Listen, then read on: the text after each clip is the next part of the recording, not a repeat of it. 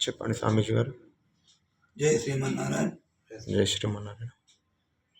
ఈ జగిత్యాల ప్రాంతంలో తారకరామనగర్లో పంచముఖ ఆంజనేయ స్వామి ఆలయంలో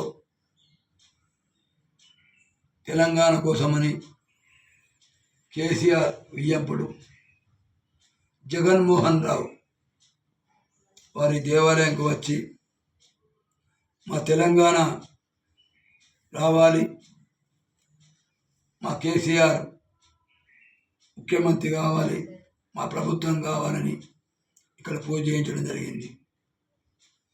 పూజా ఫలితంగా కేసీఆర్ గారు మరి తెలంగాణ రాష్ట్రంలో ముఖ్యమంత్రి అయి వారి కొడుకు కూడా కేటీఆర్ కూడా పదవి